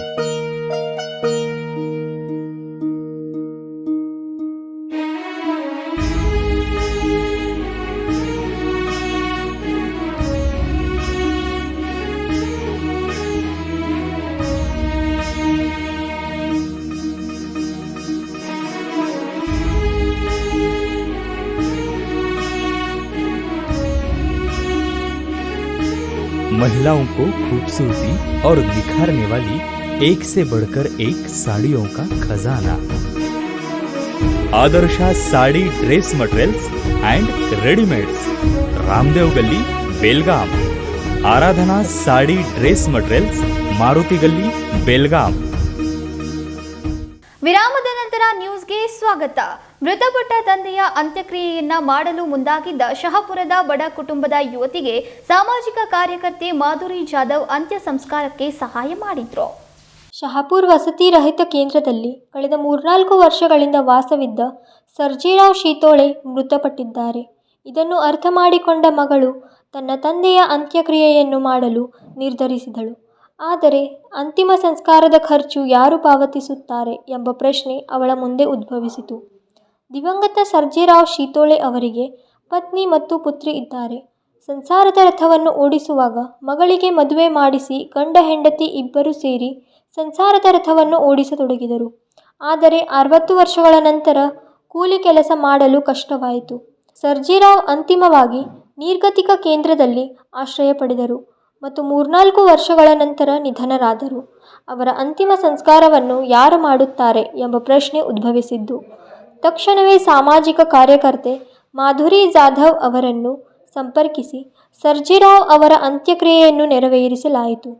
ಸದಾಶಿವನಗರದ ಸ್ಮಶಾನ ಭೂಮಿಯಲ್ಲಿ ಅಂತಿಮ ಸಂಸ್ಕಾರದ ಬಳಿಕ ಮಾಧ್ಯಮದವರೊಂದಿಗೆ ಮಾತನಾಡಿದ ಆರತಿ, ತಮ್ಮ ಸ್ಥಿತಿ ಹದಗೆಟ್ಟ ಕಾರಣ ಅಂತಿಮ ಸಂಸ್ಕಾರಕ್ಕೆ ಸಹಾಯ ಮಾಡಿದ माधुरी जाधव ಅವರಿಗೆ कृतज्ञते सल्लिसिದರು. माझ्या वडिलांचे नाव सर्जेराव कृष्णा शितोळे. निराधार आश्रममध्ये राहत होते. तिथं त्यांना सकाळी निधन झाले. त्यासाठी आम्हाला ते आश्रमच्या कार्यकर्त्यांनी फोन करून मॅनेजरने सांगितले. ते आम्ही तिथं पोचलो. आमच्याकडे तेवढं हे नाही, परिस्थिती आमची फार ह्याची आहे. त्याच्यासाठी माधुरी मॅडमना कॉल करून आम्ही त्यांनी आम्हाला सगळ्या ह्याच्यामध्ये हातभार लावलेला आहे. कोण आहे त्यांच्या पश्चात कोण आहे? त्यांच्या पश्चामध्ये त्यांचे बायको आहे आणि मी एकटी मुलगी आहे. आरती आनंद थंडे. ಮಾಧುರಿ ಜಾಧವ್ ಅವರು ಪ್ರತಿಷ್ಠಾನದ ಪರವಾಗಿ ಸದಾಶಿವನಗರದ ಸ್ಮಶಾನ ಭೂಮಿಯಲ್ಲಿ ದಿವಂಗತ ಸರ್ಜೇರಾವ್ ಶಿತೋಲೆಯವರ ಅಂತಿಮ ಸಂಸ್ಕಾರವನ್ನು ಒಂದು ಕ್ಷಣವೂ ತಡಮಾಡದೆ ನೆರವೇರಿಸಲು ಸಹಾಯ ಮಾಡಿದರು. मी समाजसेविका माधुरी जाधव आज या ठिकाणी निराधार केंद्रामध्ये गेल्या 3 वर्षापासून आश्रय घेतलेले सर्जेराव शितोळे यांचे वय 63 होते. यांचा आज अल्पशा आजाराने मृत्यू झाला. सिव्हिल रुग्णालयामध्ये त्यांचा आज मृत्यू झाला. त्यांच्या पश्चात त्यांची एक मुलगी आणि त्यांची बायको आहे. तरीसुद्धा त्यांनी निराधार केंद्रामध्ये राहून आपला आश्रय घेऊन त्या ठिकाणी त्यांनी आपला तिथे गुजारा केला. आज अचानकच त्यांचा मृत्यू झाल्यानंतर ही बातमी आश्रममधील मॅनेजर यांनी त्यांच्या मुलीला कळविली. त्यानंतर यांचा कुटुंबातील यांच्याकडे म्हणजे त्यांना काही मदत हवी होती. त्यांची परिस्थिती बघितल्यावर हालाकीची होती. त्याकरिता आश्रमाच्या मॅनेजरनी त्यांनी माझा नंबर त्यांना दिला. त्यांनी त्यांच्या मुलीने माझ्याशी संपर्क साधला आणि आज आपण या ठिकाणी त्यांच्या मदतीसाठी आपण सदाशिवनगर येथील स्मशानभूमीमध्ये आलो आहोत आणि त्यांच्याकडे अंत्यसंस्कार करण्याकरिता त्यांच्याकडे निधीही कोणता नाही आहे. त्यासाठी आपण आमच्या फाउंडेशनच्या वतीने त्यांना सहकार्य करत आहोत. आणि आज त्यांना सर्जेराव यांना फक्त ही एक कन्या तितकीच आहे. आणि बऱ्याच ठिकाणी असं बोललं जातं की फक्त मुलांनी तेवढंच अग्नी द्यावं आणि मुलीने अग्नी देऊ नये. आई वडील आपल्याला जेव्हा जन्माला घालतात त्यावेळेला त्यांनी कधीही मुलामध्ये भेदभाव करत नाहीत. मुलगा मुलगी त्यांना समानच मानतात. आणि आज बघितलं तरी कायदासुद्धा मुलींना तितका समान अधिकार त्यांनीसुद्धा दिलेला आहे. तर मुलींनी आज या ठिकाणी त्यांच्या कन्यानी त्यांच्या वडिलांना अग्नी देऊन आज त्यांनी दाखविले आहेत की मुलीही कोणत्याही क्षेत्रामध्ये कमी नाही आहेत. आणि मुलींनीही मी सर्व मुलींना एक विनंती करते की मुलींनीही आपला हा अधिकार जो आहे, आपल्याला भाऊ नाही आहे, आपल्याला कोणी नाही आहे म्हणून हा अधिकार आपणच त्यांनी दुसऱ्यांना न देता आपण स्वतः तो पूर्ण करावा. धन्यवाद. ಮಂಜುನಾಥ್ ಲಮಾಣಿ ಅವರು ಅಂತಿಮ ವಿಧಿವಿಧಾನಗಳನ್ನು ನೆರವೇರಿಸಲು ಆಂಬ್ಯುಲೆನ್ಸ್ ಸೇವೆಯನ್ನು ಸಹ ಉಚಿತವಾಗಿ ನೀಡಿದರು. ಆದರೆ ಶಂಕರ್ ಕೋಲ್ಕಾರ್ ಅವರು ಈ ಬಾರಿ ಈ ಕಾರ್ಯಕ್ಕೆ ಸಹಕರಿಸಿದರು. ಮಹಾದೇವ್ ಪವಾರ್, KMM ಕನ್ನಡ, ಬೆಳಗಾವಿ. ರಾಜ್ಯದಲ್ಲಿ ಬಿಹಾರಿ ಹಾಗೂ ನೆರೆಯ ರಾಜ್ಯಗಳ ಭಾಷಿಕರಿಗೆ ಸರ್ಕಾರಿ ನೌಕರಿ ನೀಡಲಾಗ್ತಾ ಇದೆ. ಇದು ಖಂಡನೀಯ. ಕರ್ನಾಟಕದಲ್ಲಿ ಮೊದಲು ಕನ್ನಡಿಗರಿಗೆ ಆದ್ಯತೆ ನೀಡಬೇಕು ಎಂದು ಕರವೇ ಕಾರ್ಯಕರ್ತರು ಪ್ರತಿಭಟನೆ ನಡೆಸಿ ಜಿಲ್ಲಾಧಿಕಾರಿ ಮೂಲಕ ಮುಖ್ಯಮಂತ್ರಿಗೆ ಮನವಿಯನ್ನ ಸಲ್ಲಿಸಿದರು. ರಾಜ್ಯದಲ್ಲಿ ಸರ್ಕಾರಿ, ಸಾರ್ವಜನಿಕ ಮತ್ತು ಖಾಸಗಿ ವಲಯಗಳಲ್ಲಿ ಪರರಾಜ್ಯದ ಹೊರ ಹಾವಳಿ ಹೆಚ್ಚಾಗಿದ್ದು, ಈ 3 ಕ್ಷೇತ್ರಗಳಲ್ಲಿ ಕನ್ನಡದ ಯುವಕರಿಗೆ, ಕನ್ನಡಿಗರಿಗೆ 100% ಮೀಸಲಾತಿ ನೀಡುವಂತೆ ಆಗ್ರಹಿಸಿ ಡಾಕ್ಟರ್ ಸರೋಜಿನಿ ಮಹಿಷಿ ವರದಿಯನ್ನ ಜಾರಿ ಮಾಡುವಂತೆ ಒತ್ತಾಯಿಸಿ ಕರವೇ ಕಾರ್ಯಕರ್ತರು ಪ್ರತಿಭಟನೆ ನಡೆಸಿ ಜಿಲ್ಲಾಧಿಕಾರಿ ಮೂಲಕ ಮುಖ್ಯಮಂತ್ರಿಗೆ ಮನವಿ ಸಲ್ಲಿಸಿದರು. ಕನ್ನಡಿಗರಿಗೆ ಉದ್ಯೋಗ ಕೊಡುವಂಥ ಒಂದು ಹಕ್ಕನ್ನು ನಾವು ಪ್ರತಿಪಾದಿಸಿದರೆ, ಅದನ್ನು ಒತ್ತಾಯ ಮಾಡಿದರೆ, ಇದರಲ್ಲಿ ಸಮಸ್ಯೆ ಸರಿ ಇರಬೇಕು, ಸೂಕ್ತ ಇರಬೇಕು ಅನ್ನೋದು ಉದ್ದೇಶ ಸರಿ ಇರಬೇಕು ಅನ್ನೋದು ಪ್ರಶ್ನೆ ಎಲ್ಲಿ ಬರ್ತದೆ? ಉದ್ದೇಶನೇ ಕರ್ನಾಟಕದ ಕನ್ನಡಿಗರಿಗೆ ಉದ್ಯೋಗ ಕೊಡಬೇಕನ್ನೋದು. ಕರ್ನಾಟಕದ ಸಾರ್ವಜನಿಕ ಕ್ಷೇತ್ರಗಳಲ್ಲಾಗಿರ್ಬೋದು, ಉದ್ಯಮಿಗಳಲ್ಲಾಗಿರ್ಬೋದು, ಕೇಂದ್ರ ಸರ್ಕಾರದ ನೌಕರಿಗಳಲ್ಲಾಗಿರ್ಬೋದು, ರಾಜ್ಯ ಸರ್ಕಾರದ ನೌಕರಿಗಳಲ್ಲಿ ಇದೇನು ನಾವೇನು ಕೇಳ್ತಾ ಇಲ್ಲ. 1983ರಲ್ಲಿ ಶಿಫಾರಸು ಮಾಡಿದ್ದಾರೆ. ಡಾಕ್ಟರ್ ಸರೋಜಿನಿ ಮಹಿಷಿ ಅವರು ಶಿಫಾರಸು ಮಾಡಿ 86ರಲ್ಲಿ ರಾಮಕೃಷ್ಣ ಹೆಗಡೆ ಅವರು ಅಧಿಕಾರದಲ್ಲಿದ್ದಾಗ ಅದನ್ನು ಅನುಷ್ಠಾನಕ್ಕೆ ತಂದರು. ಆದರೆ ಇನ್ನೂ ಅದು ಅನುಷ್ಠಾನಕ್ಕೆ ಆಗ್ತಾ ಇಲ್ಲ. ಕೇಂದ್ರ ಸರ್ಕಾರದ ನೌಕರಿಗಳಲ್ಲಿ, ರಾಜ್ಯ ಸರ್ಕಾರದ ನೌಕರಿಗಳಲ್ಲಿ ಸಿ ಮತ್ತು ಡಿ ಗ್ರೂಪ್ಗಳು 100% ಕನ್ನಡಿಗರಿಗೆ ಸಿಗಬೇಕು. ಎ ಗ್ರೂಪ್ನಲ್ಲಿ 65% ಕನ್ನಡಿಗರಿಗೆ ಸಿಗಬೇಕು. ಡಿ ಗ್ರೂಪ್ನಲ್ಲಿ ಬಿ ಗ್ರೂಪಲ್ಲಿ 80% ಕನ್ನಡಿಗರಿಗೆ ಮೀಸಲಾತಿ ಕೊಡಬೇಕನ್ನೋದು ಸರೋಜಿನಿ ಮಹಿಷಿ ವರದಿ ಒಂದು ಆದೇಶ ಆಗಿದೆ. ಅದನ್ನು ನೀವು ಅನುಷ್ಠಾನಕ್ಕೆ ತೊಗೊಂಡ್ಬರಿ ಅಂತ ಹೇಳ್ತಾ ಇದ್ದೀವಿ. ನಾವೇನು ಕರ್ನಾಟಕ ರಕ್ಷಣಾ ವೇದಿಕೆ ಹೇಳ್ತಾ ಇಲ್ಲ, ನಾರಾಯಣಗೌಡರು ಹೇಳ್ತಾ ಇಲ್ಲ, ಕನ್ನಡಿಗರು ಹೇಳ್ತಾ ಇಲ್ಲ. ಆಗಿನ ಸರೋಜಿನಿ ಮಹಿಷಿ ಅವರು ಎಲ್ಲ ಕನ್ನಡಿಗರಿಗೆ ಅನ್ಯಾಯ ಆಗೋದನ್ನು ಖಂಡಿಸಿ ಈ ವರದಿ ತಯಾರು ಮಾಡಿ ಸರ್ಕಾರಕ್ಕೆ ಅನುಷ್ಠಾನ ಮಾಡೋಕ್ಕೆ ಕೊಟ್ಟಿದ್ದಂಥ ಬಹಳ ಮೇಧಾವಿಯವರು, ಸಾಹಿತಿಗಳು, ಟೀಚರ್ ಇದ್ದಂಥವ್ರು, ಶಿಕ್ಷಕರಿದ್ದಂಥವ್ರು, ಮತ್ತು ಕರ್ನಾಟಕದ ಪ್ರಪ್ರಥಮ ಮಹಿಳಾ ಸಂಸದರು. ಅಂಥವ್ರು ವರದಿಯನ್ನು ನೀವು ಇನ್ನೂ ಮಟ್ಟ ಅದನ್ನು ನೀವು ಸೂಕ್ತ ಅಲ್ಲ, ಉದ್ದೇಶ ಏನು ಅಂತೇಳಿ ಕೇಳ್ತೀರಂತಂದರೆ ನಾವು ಗೃಹ ಸಚಿವರಿಗೆ ನೀವು ಇನ್ನೂ ಅಧ್ಯಯನ ಮಾಡಬೇಕು ಅಂತೇಳಿ ನಾವು ಹೇಳ್ತೀವಿ. ಸರ್ಕಾರ ಏನು ಮಾಡ್ತಾರೋ ಕೆಲವಷ್ಟು ಖಾಸಗಿ ಅಂದರೆ ಸರ್ಕಾರ ಸ್ವಾಮ್ಯತೆಯನ್ನು ಖಾಸಗೀಕರಣ ಮಾಡ್ತಾರೆ, ಅಲ್ಲಿ ಉದ್ಯೋಗ ಭಾಳ ಸುರಕ್ಷಿತ ಆಗ್ತದೆ. ಅದೇ ಖಾಸಗಿ ನಾವು ಸರೋಜಿನಿ ಮಹಿಷಿ ವರದಿಯಲ್ಲಿ ಅದನ್ನೇ ಹೇಳಿರೋದು. ಕರ್ನಾಟಕದಲ್ಲಿ ನೀವು ಖಾಸಗಿ ಆಗಿರ್ಬೋದು ಅಥವಾ ಕೇಂದ್ರ ಸರ್ಕಾರದ ಸ್ವಾಮ್ಯದ ಸಾರ್ವಜನಿಕ ಉದ್ಯಮಗಳಾಗಿರ್ಬೋದು, ಅಲ್ಲೂ ಕೂಡ ಕನ್ನಡಿಗರಿಗೆ 100% ನೀವು ಮೀಸಲಾತಿ ಕೊಡಬೇಕು ಅನ್ನೋದು ಈಗಾಗಲೇ ನಾವು ನೋಡ್ತಾ ಇದ್ದೀವಿ. ಇಲ್ಲಿ ನಾವು ಕರ್ನಾಟಕದಲ್ಲಿರುವಂಥ ಎಲ್ಲರನ್ನೂ ಕನ್ನಡಿಗರು ಅಂತೇಳಿ ಭಾವಿಸಿದ್ದೀವಿ. ಆದರೆ ಇಲ್ಲಿ ಮೂಲ ಬೆಳಗಾವಿಯಲ್ಲಂತೂ ಮೂಲ ಮರಾಠಿಗರಿಗೂ ಮೂಲ ಕನ್ನಡಿಗರಿಗೂ ಯಾವುದೂ ಇಲ್ಲ. ಯಾರ್ಯಾರೋ ಬಂದು ಮಾರ್ವಾಡಿಗಳು, ಸಿಂಧಿಗಳು, ಗುಜರಾತಿಗಳು, ಬಿಹಾರಿಗಳು ಬಂದು ನಮ್ಮ ಉದ್ಯೋಗವನ್ನೇ ಎಲ್ಲ ಕಸ್ಕೊಳಕತ್ತಾರ. ನಾವೇನು ಮಾಡ್ಬೇಕಂಗಾದ್ರೆ ನಾವೇನು ಮಾಡಬೇಕು? ಬೆಳಗಾವಿಯ ಕೆಲ ಖಾಸಗಿ ಕಾರ್ಖಾನೆಗಳಲ್ಲಿ ಈ ಕನ್ನಡ ಪರ ಹೋರಾಟಗಳಲ್ಲಿ ಭಾಗವಹಿಸಿದಂಥ ಕಾರ್ಯಕರ್ತರು ಏನಿರ್ತಾರೆ, ಅವರು ಫ್ಯಾಕ್ಟ್ರಿಗಳಲ್ಲಿ ಕೆಲಸ ಮಾಡೋರಿಗೆ ಅವ್ರಿಗೆ ಕಿರುಕುಳ ನೀಡಲಾಗ್ತದೆ ಅಂತ ಆರೋಪ ಇದೆ. ಇಲ್ಲ, ಕಿರುಕುಳ ಯಾರು ನೀಡಿದ್ರೆ ಅದು ತಪ್ಪು. ಯಾಕಂದರೆ ಕನ್ನಡಿಗರಿಗೆ ಕಿರುಕುಳ ನೀಡಿದರೆ ಅದು ತಪ್ಪು. ಉದ್ಯೋಗದ ವಿಚಾರದಲ್ಲಿ ಕರ್ನಾಟಕ ರಕ್ಷಣಾ ವೇದಿಕೆ ಕನ್ನಡ ಮಕ್ಕಳ ಹಿತಾಸಕ್ತಿಯನ್ನು ಕಾಯೋಗೋಸ್ಕರ ಇವತ್ತು ರಾಜ್ಯವ್ಯಾಪ್ತಿ ಒಂದು ಧರಣಿ ಸತ್ಯಾಗ್ರಹವನ್ನು ನಾವು ಇದನ್ನು ಮಾಡಿದ್ದೀವಿ. ಮುಂದೆ ಸರ್ಕಾರ ಒಪ್ಪಲಿಲ್ಲ ಅಂತಂದರೆ ಕನ್ನಡ ನಾಮಫಲಕದ ವಿಷಯದಲ್ಲಿ ಯಾವ ರೀತಿ ಒಂದು ತಾರ್ಕಿಕ ಅಂತ್ಯವನ್ನು ಕರ್ನಾಟಕ ರಕ್ಷಣಾ ವೇದಿಕೆ ಪಡ್ಕೊಂಡಿತ್ತು, ಅದೇ ರೀತಿ ತಾರ್ಕಿಕ ಅಂತ್ಯವನ್ನು ಪಡ್ಕೋವರೆಗೂ ನಮ್ಮ ಹೋರಾಟ ಮುಂದುವರಿತದೆ. ಜಾರಿಗೆ ಇನ್ನೂ ನಾವು ಇವತ್ತು ಒಂದು ಧರಣಿ ಸತ್ಯಾಗ್ರಹ ಮಾಡಿ ಸರ್ಕಾರಕ್ಕೆ ಎಚ್ಚರಿಕೆಯನ್ನು ಕೊಡೋದು ಮಾಡ್ತಾ ಇದ್ದೀವಿ. ಮುಂದಿನ ದಿನಗಳಲ್ಲಿ ಅವರಿಗೆ ಸಮಯ ನಿಗದಿಪಡಿಸಿ ಗಡುವು ಕೊಟ್ಟು ಆಮೇಲೆ ಮುಂದಿನ ದಿನಗಳಲ್ಲಿ ನಮ್ಮ ಹೋರಾಟವನ್ನು ತೀವ್ರಗೊಳಿಸುವಂಥ ಕೆಲಸ ಮಾಡ್ತೀವಿ. ಹೌದು, ತಾವು ಹೇಳಿದಂಗೆ ಮಧ್ಯಪ್ರದೇಶ, ಬಿಹಾರ ಮತ್ತು ಮಹಾರಾಷ್ಟ್ರಗಳಲ್ಲಿ ಈಗಾಗಲೇ ರಾಜ್ಯ ಸರ್ಕಾರ ಆದೇಶ ಮಾಡಿಬಿಟ್ಟಿದ್ದಾವೆ. ಆಯಾ ರಾಜ್ಯಗಳಲ್ಲಿ ಉದ್ಯೋಗ ಸ್ಥಳೀಯರಿಗೆ ಮತ್ತು ಅಲ್ಲಿಯ ಭಾಷಿಕರಿಗೆ ನೀಡಬೇಕಂತೇಳಿ ಅದೇ ರೀತಿ ಕರ್ನಾಟಕ ಕೂಡ ಒಂದು ಮುನ್ನುಡಿ ಬರಲಿ ಅಂತೇಳಿ ನಾವು ಆಶಿಸ್ತೀವಿ. ರಾಜ್ಯ ಸರ್ಕಾರ ರೂಪಿಸಬೇಕು ಅಂಥೇಳಿ ಒತ್ತಾಯಿಸಿ ಇವತ್ತು ರಾಜ್ಯ ವ್ಯಾಪ್ತಿ ಪ್ರತಿಭಟನೆ ಮಾಡ್ತಾ ಇದ್ದೀವಿ. ಅದರ ಜೊತೆ ಎಲ್ಲ ವಲಯಗಳಲ್ಲಾಗಿರ್ಬೋದು, ಬ್ಯಾಂಕಿಂಗ್ ವಲಯ ಆಗಿರ್ಬೋದು, ಖಾಸಗಿ ವಲಯ ಆಗಿರ್ಬೋದು, IT-BT ಕಂಪ್ನಿ ವಲಯಗಳಲ್ಲಾಗಿರ್ಬೋದು, ಕೇಂದ್ರ ಸರ್ಕಾರದ ಅಧೀನದಲ್ಲಿ ಬರುವಂಥ ರೈಲ್ವೆ ಇಲಾಖೆ ಆಗಿರ್ಬೋದು, ಬೇರೆ ಇಲಾಖೆಗಳಲ್ಲೂ ಕೂಡ ನಮ್ಮ ಕನ್ನಡಿಗರಿಗೆ ಮೊದಲು ಆದ್ಯತೆಯನ್ನು ಕೊಡಬೇಕು ಅಂಥೇಳಿ ಇವತ್ತು ನಾವೆಲ್ಲ ಒಂದು ಹೋರಾಟವನ್ನು ಪ್ರಾರಂಭ ಮಾಡ್ತಾ ಇದ್ದೀವಿ. ಇದು ಇವತ್ತಿನ ಹೋರಾಟದ ಇವತ್ತು ಪ್ರಾರಂಭ. ಸರ್ಕಾರ ಇದನ್ನು ಗಂಭೀರವಾಗಿ ಪರಿಗಣಿಸಿ ಆದಷ್ಟು ಒಂದು ಹೊಸದೊಂದು ಕಾಯ್ದೆಯನ್ನು ಜಾರಿಗೆ ತರಬೇಕು. ಯಾಕಂದರೆ ನಾವು ಯಾವುದಾದ್ರೂ ಈ ಹೋದ ಸರಿ ಕನ್ನಡದ ನಾಮಫಲಕದ ವಿಚಾರವಾಗಿ ಕರ್ನಾಟಕ ರಕ್ಷಣಾ ವೇದಿಕೆ ಒಂದು ನಿಲುವನ್ನು ತಗೊಂಡಿತ್ತು. ಆ ನಿಲುವು ಅಂಥ ಹೋರಾಟ ಮಾದರಿಯೇ ಇದು ಕೂಡ ಆಗಬೇಕಾಗತ್ತೆ. ಅದಕ್ಕೆ ಡಾಕ್ಟರ್ ಸರೋಜಿನಿ ಮಹಿಷಿ ವರದಿಯನ್ನು ಜಾರಿ ಆದಷ್ಟು ಬೇಗನೆ ರಾಜ್ಯದ ಎಲ್ಲ ಸಚಿವರುಗಳು ಇದಕ್ಕೆ ಪಕ್ಷ ಭೇದವನ್ನು ಮರೆತು ಸರ್ವ ಪಕ್ಷದ ಎಲ್ಲ ಶಾಸಕರುಗಳು, ಸಂಸದರುಗಳು ಒತ್ತಾಯನ ಮಾಡೋದ್ರ ಮುಖಾಂತರ, ಜನಪ್ರತಿನಿಧಿಗಳು ಇದನ್ನು ಸರ್ಕಾರದ ಮೇಲೆ ಒತ್ತಾಯ ಮಾಡೋದ್ರ ಮುಖಾಂತರ ಈ ಹೊಸದೊಂದು ಕಾಯ್ದೆಯನ್ನು ಜಾರಿ ತರಬೇಕು ಅಂತ ಒತ್ತಾಯನ ಮಾಡ್ತಾ ಇದ್ವಿ. ಗೃಹ ಸಚಿವರು ಒಂದು ಮಾತು ಕೇಳ್ತಾರೆ, ಕರ್ವೆ ಹೋರಾಟದ ಉದ್ದೇಶ ಸರಿ ಇರಬೇಕಲ್ವಾ ಅಂತ ಪ್ರಶ್ನೆ ಮಾಡ್ತಾರೆ. ಯಾರು? ಗೃಹ ಸಚಿವರು. ಅಲ್ಲ, ನಾವೇನು ನಮ್ಮ ನೆಲದೊಳಗಡೆ ಕನ್ನಡದ ಮಕ್ಕಳಿಗೆ ಉದ್ಯೋಗ ಅವಕಾಶ ಕೊಡಬೇಕಂತ ಒಂದು ಹೋರಾಟ ಮಾಡಿದ್ರೆ ಇದು ನಮ್ಮ ಹೋರಾಟ ತಪ್ಪಂತ ಅವರಲ್ಲಿ ಭಾವಿಸಿದರೆ ಅದನ್ನು ಯಾರೂ ಏನೂ ಮಾಡೋಕ್ಕಾಗೋದಿಲ್ಲ. ಆದರೆ ನಮ್ಮ ಹೋರಾಟ 7 ಕೋಟಿ ಕನ್ನಡಿಗರ ಪರವಾಗಿ ಹೋರಾಟ ಇದೆ. ಗೃಹ ಸಚಿವರು ಏನು ತಿಳ್ಕೊಂಡಿದ್ದಾರೋ ನಮಗೆ ಗೊತ್ತಿಲ್ಲ. ಆದರೆ ಸಾಮಾನ್ಯ ಕನ್ನಡಿಗರು ನಾವು ಕರ್ನಾಟಕ ರಕ್ಷಣಾ ವೇದಿಕೆ ಜೊತೆಯಾಗಿದ್ದೀವಿ ಅಂಥೇಳಿ ನಮಗೆ ಬೆಂಬಲಿಸ್ತಾ ಇದ್ದಾರೆ. ಅಷ್ಟು ಸಾಕು. ನಾವು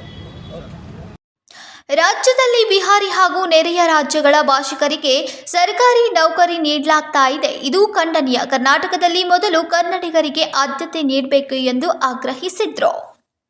ಸಂಕಲ್ಪ ಶಿಂದೆ, KMM ಕನ್ನಡ, ಬೆಳಗಾವಿ.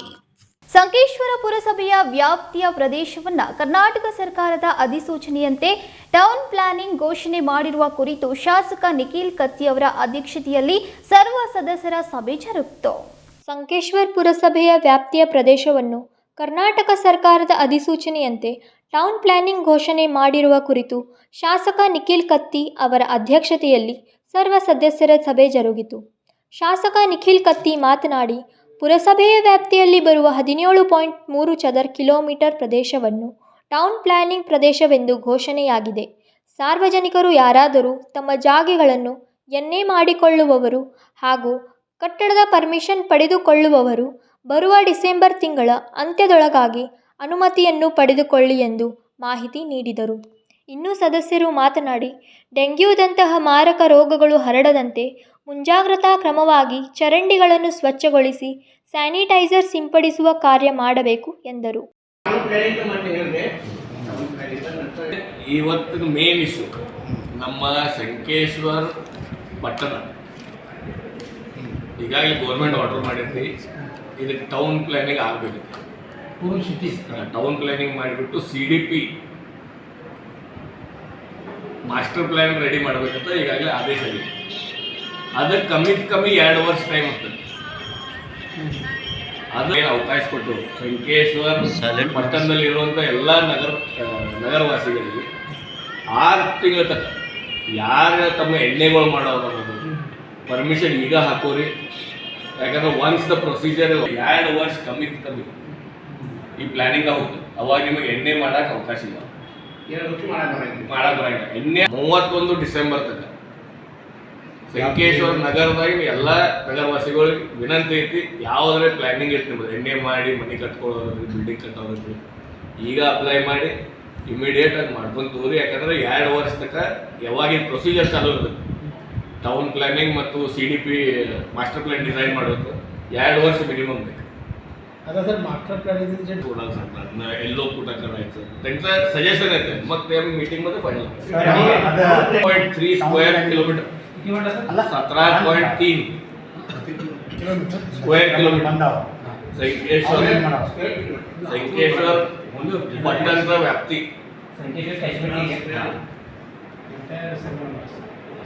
म्हणजे 17.3 स्क्वेअर किलोमीटरची व्याप्ती संकेश्वर. पण आता तुम्ही जे आज विषय ಬೇರೆ नाही ಹೇಳ್ತಾನೆ, ಅದು ಈಗ ಬಂದಿದ್ದಂತ.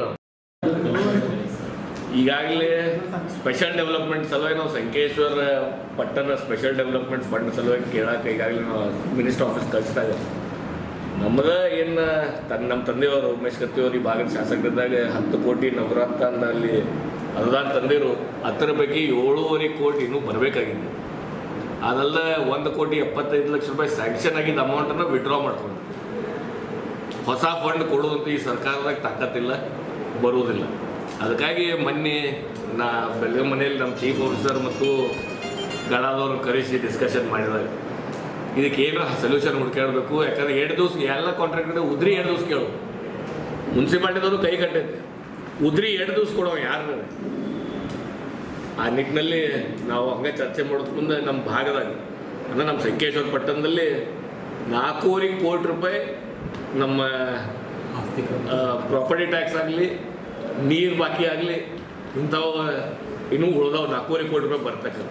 ಅದಕ್ಕೆ ನಮ್ಮ ಕಾರ್ಪೊರೇಟರ್ಗಳಾಗಲಿ ಆಫೀಸರ್ಗಳಾಗಲಿ ಎಲ್ಲರಿಗೂ ಇವತ್ತು ರಿಕ್ವೆಸ್ಟ್ ಮಾಡೀನಿ, ನಾವೆಲ್ಲರೂ ಕೈ ಜೋಡಿಸಿ ವಸೂಲು ಮಾಡಿದ್ರೆ 50% ಆಫ್ ದಟ್ ಅಮೌಂಟ್ ಅಂದರೆ 4.5 ಕೋಟಿ ನೀವು ಕಲೆಕ್ಷನ್ ಮಾಡಿದ್ರೆ 2,25,00,000 ರೂಪಾಯಿ ನಮ್ಮ ಟೌನ್ ಏನೇನು ಜರೋದು ಎಲ್ಲಿ ರೋಡ್ ರಿಪೇರಿ ಆಗಲಿ, ಮಳೆಗಾಲ ಸಲುವಾಗಿ ಏನು ಮೇಂಟೈನ್ ಮಾಡೋದಾಗಲಿ ಈ ವ್ಯವಸ್ಥೆಗೆ ಹಾಕಿರುತ್ತೆ. ಈಗಾಗಲೇ ಇನ್ಸ್ಟ್ರಕ್ಷನ್ ಕೊಟ್ಟಿದ್ದೀನಿ, ಅವರು ಎಲ್ಲರೂ ಒಪ್ಕೊಂಡಿದ್ದಾರೆ.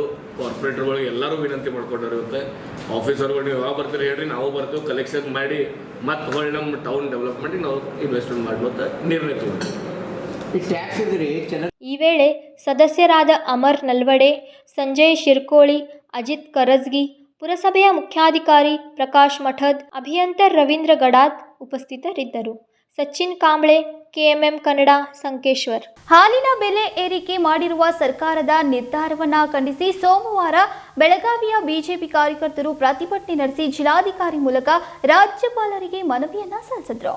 ಹಾಲಿನ ಬೆಲೆ ಏರಿಕೆ ಮಾಡಿರುವ ಸರ್ಕಾರದ ನಿರ್ಧಾರವನ್ನ ಖಂಡಿಸಿ ಸೋಮವಾರ ಬೆಳಗಾವಿ ಬಿಜೆಪಿ ಕಾರ್ಯಕರ್ತರು ಪ್ರತಿಭಟನೆ ನಡೆಸಿ ಜಿಲ್ಲಾಧಿಕಾರಿ ಮೂಲಕ ರಾಜ್ಯಪಾಲರಿಗೆ ಮನವಿ ಸಲ್ಲಿಸಿದ್ರು. ಬೆಲೆ ಏರಿಕೆಯ ನಿಯಂತ್ರಣವನ್ನ ಕಡಿಮೆ ಮಾಡುವುದಾಗಿ ವಾಗ್ದಾನ ನೀಡಿದ್ದ ಕಾಂಗ್ರೆಸ್ ತನ್ನ ಗ್ಯಾರಂಟಿ ಯೋಜನೆಗಳಿಗೆ ಹಣ ಹೊಂದಿಸಲು ಬೆಲೆ ಏರಿಕೆಯ ಶಾಪ ಜನರಿಗೆ ನೀಡಿದೆ. ಸರ್ಕಾರದ ಈ ನಡೆ ಸಾರ್ವಜನಿಕರಿಗೆ ಹೊರೆಯಾಗಿದೆ ಎಂದು ಮನವಿಯಲ್ಲಿ ಆಕ್ರೋಶ ವ್ಯಕ್ತಪಡಿಸಿದ್ದಾರೆ. ಕಾಂಗ್ರೆಸ್ ಸರ್ಕಾರ ಜನಸಾಮಾನ್ಯರ ದಿನಸಿ ವಸ್ತುಗಳು ಇರಬಹುದು, ಕರ ಇರಬಹುದು, ಹಾಲಿನ ದರ ಇರಬಹುದು, ಇವುಗಳನ್ನೆಲ್ಲ ದರವನ್ನು ಹೆಚ್ಚು ಮಾಡಿ ಒಂದು ಕಡೆ ಜನಸಾಮಾನ್ಯರ ಮೇಲೆ ಹೊರೆಯನ್ನು ಹಾಕ್ತಾ ಇದೆ. ಇನ್ನೊಂದು ಕಡೆ ರೈತರು ಹಾಕಿದಂಥ ಹಾಲಿಗೆ ಪ್ರೋತ್ಸಾಹಧನವನ್ನು ಕೊಡದೆ ರೈತರಿಗೆ 5 ರೂಪಾಯಿ ಪ್ರೋತ್ಸಾಹಧನ ಕೊಡ್ತೀವಿ ಅಂತ ಸರ್ಕಾರ ಹೇಳ್ತೈತಿ. ಒಂದು ಕಡೆ 6-7 ತಿಂಗಳಿಂದ ಪ್ರೋತ್ಸಾಹಧನ ಕೊಟ್ಟಿಲ್ಲ ಮತ್ತು ರೈತರಿಗೆ 10 ರೂಪಾಯಿಗಳ ಪ್ರೋತ್ಸಾಹಧನವನ್ನು ಕೊಡ್ಬೇಕಂತೇಳಿ ಇವತ್ತು ನಾವು ಭಾರತೀಯ ಜನತಾ ಪಾರ್ಟಿ ರೈತ ಮೋರ್ಚಾ ವತಿಯಿಂದ ಆಗ್ರಹವನ್ನು ಮಾಡ್ತಾ ಇದ್ದೀವಿ. ಸನ್ಮಾನ್ಯ ಸಿದ್ದರಾಮಯ್ಯನವರು ಈ ಗ್ಯಾರಂಟಿ ಯೋಜನೆಗಾಗಿ ಇವತ್ತು ವಿದ್ಯುತ್ ಬಿಲ್ ಹೆಚ್ಚು ಮಾಡೋದು ಇರ್ಬೋದು, ಸ್ಟಾಂಪ್ ಡ್ಯೂಟಿ ದರವನ್ನು ಹೆಚ್ಚು ಮಾಡೋದು ಇರ್ಬೋದು, ಎಲ್ಲ ದರಗಳನ್ನು ಇವತ್ತು ಹೆಚ್ಚು ಮಾಡೋದ್ರ ಮುಖಾಂತರ ಇವತ್ತು ಜನಸಾಮಾನ್ಯರ ಮೇಲೆ ಒಂದು ಹೊರೆಯನ್ನು ಈ ಸರ್ಕಾರ ಹಾಕ್ತಾ ಇದೆ. ತಕ್ಷಣ ಹೆಚ್ಚಾದಂಥ ಹಾಲಿನ ಬೆಲೆಯನ್ನು ವಾಪಸ್ ಪಡಿಬೇಕು ಮತ್ತು ಹಾಲಿನ ಪ್ರೋತ್ಸಾಹಧನವನ್ನು ತಕ್ಷಣ ಬಿಡುಗಡೆ ಮಾಡಬೇಕು. ಹಾಲಿನ ಪ್ರೋತ್ಸಾಹವನ್ನು 5 ರೂಪಾಯಿಗಳಿಂದ 10 ರೂಪಾಯಿಗೆ ಅದನ್ನು ಏರಿಕೆ ಮಾಡಬೇಕಂತೇಳಿ ಇವತ್ತು ಮತ್ತೊಮ್ಮೆ ನಾವು ಸರ್ಕಾರಕ್ಕೆ ಆಗ್ರಹವನ್ನು ಮಾಡ್ತಾ ಇದ್ದೇವೆ. ಸರ್ಕಾರ ಈ ನಿಟ್ಟಿನಲ್ಲಿ ಕ್ರಮವನ್ನು ಕೈಗೊಳ್ಳದೇ ಇದ್ದರೆ ಸರ್ಕಾರದ ವಿರುದ್ಧ ಒಂದು ಬೃಹತ್ ಹೋರಾಟವನ್ನು ನಾವು ಕೈಗೊಳ್ತೀವಿ. ಸಂಕಲ್ಪ ಶಿಂದೆ, KMM ಕನ್ನಡ, ಬೆಳಗಾವಿ. ಇದೀಗ ಮತ್ತೊಂದು ಸಣ್ಣದೊಂದು ವಿರಾಮ.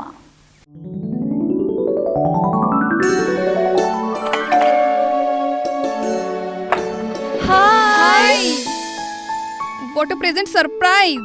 कौन है? अरे वो मेरी फ्रेंड आरती है। तेरी शादी तो अटेंड नहीं कर पाई, लेकिन सोचा मिल लूं। वैसे जीत कहाँ है? वो अंदर है, बैठो ना। वाओ जया, बहुत सुंदर लग रहा है। वैसे सच कहूं, तुम्हारी पर्सनालिटी पे जज रहा है। आखिर चॉइस किसकी है? थैंक्स। अच्छा, तो कर्टन्स की तारीफ कर रही हो? अमरकौन कर्टन एंड फर्निशिंग, यहाँ है नए लुक, कलर और स्ट्रक्चर के बेहतरीन कर्टन फर्निशिंग की वैरायटी जो आपके घर और ऑफिस की शान बढ़ाए। अमरकौन कर्टन एंड फर्निशिंग, खड़े बाजार, बेलगावी।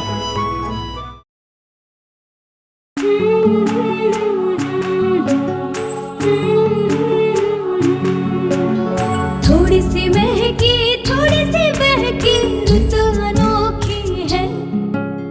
हल्के हल्के दिल में हलचल जो मचलती है।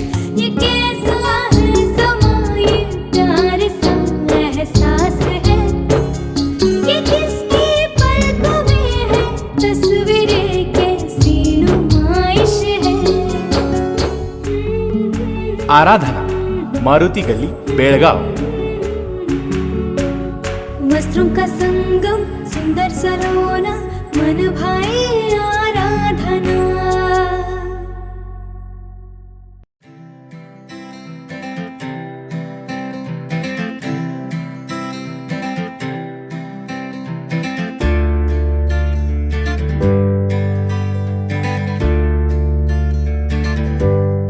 ವಿರಾಮದ ನಂತರ ಮತ್ತೊಮ್ಮೆ ನ್ಯೂಸ್ಗೆ ಸ್ವಾಗತ. ಅನುಭವಗಳು ಪುಸ್ತಕ ರೂಪದಲ್ಲಿ ಹೊರಬಂದು ಇತರರಿಗೆ ಸ್ಫೂರ್ತಿದಾಯಕವಾಗಿದೆ ಎಂದು ಲೇಖಕಿ ಇಂದುಮತಿ ಜೊಂಡಾಳೆ ಅಭಿಪ್ರಾಯಪಟ್ಟರು. ನಿಮ್ಮ ಸ್ವಂತ ಬೆಳಕಾಗಿರುವುದು ಮತ್ತು ನಿಮ್ಮ ಹಿಂದೆ ಇರುವವರಿಗೆ ದಾರಿ ತೋರಿಸುವುದು ಮುಖ್ಯ. ಇದಕ್ಕಾಗಿ ಸ್ವಂತ ನಿಧಿಯಿಂದ ಹೊರಬರುವಂತಾಗಬೇಕು. ಎನ್ ಕಂಗ್ರಾಳ್ಕರ್ ಅವರು ಅದನ್ನು ಮಾಡಬಲ್ಲರು. ಅದಕ್ಕಾಗಿಯೇ ಅವರ ಅನುಭವಗಳು ಪುಸ್ತಕ ರೂಪದಲ್ಲಿ ಹೊರಬಂದು ಇತರರಿಗೆ ಸ್ಫೂರ್ತಿದಾಯಕವಾಗಿದೆ ಎಂದು ಲೇಖಕಿ ಇಂದುಮತಿ ಜೊಂದಾಳೆ ಅಭಿಪ್ರಾಯಪಟ್ಟರು. ಎನ್ ಕಂಗ್ರಾಳ್ಕರ್ ಬರೆದಿರುವ हेच माझे सुख पुस्तकವನ್ನು ಬಿಡುಗಡೆ ಮಾಡಿ ಅವರು ಮಾತನಾಡಿದರು. आणि कष्टाला आयुष्यात पर्यायच नाही. मग कोणत्याही प्रकारचे कष्ट असो, कोणत्याही प्रकारचं काम असो, त्याची लाज वाटवा कामा नये. ते त्यांनी केलेले. मी पुस्तकातलं फार काही सांगणार नाही, परंतु त्या पुस्तकाच्या निमित्ताने मला दादा काय समजले ते मी सांगणार आहे. कारण पुस्तक सांगितलं तर तुम्ही विकत घेणार नाही. मग पुस्तक कसं सांगू बरं मी. परंतु हा माणूस किती जिद्दी आहे, किती कष्टाळू आहे, किती मेहनती आहे, किती प्रामाणिक आहे, त्याचं हे द्योतक आहे. एका टिकली एवढ्या गावामध्ये शिकलेला छोटासा त्यांचा मुलगा येळूर गावातून तो अमेरिकेत जातो. त्या ठिकाणी त्याची पत्नी आणि तो आपला उद्योग उभं करतात. साधी गोष्ट नाही. आणि त्याला प्रेरणा आहे दादांची. त्यांनी तर त्यांना म्हणजे लहानपणापासूनच ते 8-10 भावंड होते, परंतु त्यांना जे भोगावं लागलं ते माझ्या मुलांना भोगायला लागलं. शिक्षणाचं काय महत्व आहे हे त्यांनी स्वतः, तर काय असतं की जोपर्यंत आपला स्वतःचा, तथागत बुद्धानं म्हटलेलं आहे की अत्त दीप भव, तूच तुझा प्रकाश हो. हा प्रकाश स्वतःचा स्वतः होणं फार महत्वाचं आहे. त्याच्यातून वाट काढत काढत मागून येणाऱ्या पिढ्यांना तो मार्ग दाखवणं फार महत्वाचं आहे. तो त्यांनी आपल्या 2 मुलांनाच नाही दिला, अशा असंख्य विद्यार्थ्यांना दिला. असंख्य विद्यार्थी त्याच्यातून त्यांनी घडवले. आणि म्हणून दादांच्या कष्टाचं, त्यांच्या कामाचं महत्व आहे. अजून एक त्याच्यामध्ये एक गोष्ट महत्वाची आहे की घरातली स्त्री ही जर समंजस असेल, शिक्षित तर आहेच, परंतु समंजस स्त्री ज्या वेळेला विश्वासाने, प्रामाणिकपणाने, अधिकाराने आणि प्रेमाने आपल्या पतीला, घरातल्या माणसांना जिंकून घेते, त्यावेळेला ते घर उभं राहतं. एकटं दादांचं घर नाही, त्यांची सगळी भावंड, त्यांचे सगळे नातेवाईक, सगळ्यांना ते उभं करतात. परंतु त्यांचा पोटा पाण्याचा प्रश्न त्यांना शांत करण्याचं काम रेखाताईंनी केलेलं आहे. म्हणून त्या बाई, त्यांचे कष्ट तेवढेच मोलाचे आहेत. म्हणून त्या दोघांचंही आजच्या दिवशी कौतुक झालंच पाहिजे असं मला वाटतं. काय आहे की 100 जवळजवळ 52 किलोमीटर सायकल चालवून हा माणूस बेळगाव ते कोल्हापूर पर्यंत शिक्षणाच्या ओढीने जातो. सोपं नाही आहे. सायकल दिवसभर सायकल चालवून कुठेतरी विश्रांती घेऊन चटणी भाकरी खाऊन फक्त शिक्षणासाठी या मुलानं आयुष्यभर कष्ट केलेले. आताच इंद्रजीतनं सांगितलं, डॉक्टर आंबेडकरांनी सांगितलेलं वचन. त्याच्या पुढे मी असं सांगते की डॉक्टर आंबेडकर म्हणाले, तुमच्या जवळ 2 रुपये असतील तर 1 रुपयाची तुम्ही भाकरी खा, तुमचं पोट भरेल. आणि 2 रुपयाचं तुम्ही पुस्तक घ्या, त्यानं तुमची बुद्धी ती वाचेल, त्याच्यातून तुम्ही शिकाल, त्यानं तुमची बुद्धी, मन समृद्ध होईल, श्रीमंत होईल. आणि म्हणून पुस्तकाचं महत्व फार फार महत्वाचं आहे. ವೇದಿಕೆಯಲ್ಲಿ ಲೇಖಕ ಅನಿಲ್ ಅಜ್ಗಾಂವ್ಕರ್, ಅನಂತ್ ಲಾಡ್, ಪಕ್ಷಮಿತ್ರ ಅನಂತ್ ಪಾಟೀಲ್, ಸ್ವತಃ ಲೇಖಕರು ಹಾಗೂ ಅಧ್ಯಕ್ಷ ಸುಭಾಷ್ ಸುಂಠನ್ಕರ್ ಉಪಸ್ಥಿತರಿದ್ದರು.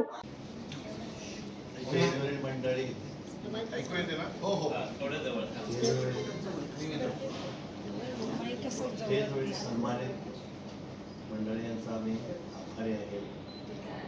हे पुस्तक लिहिण्यासाठी म्हणून मला एकदा मी US मध्ये गेले असताना सौ सईबाई आणि माझी सूनबाई यांनी मला लहानपणाच्या गोष्टी विचारल्या माझ्या आयुष्यातल्या.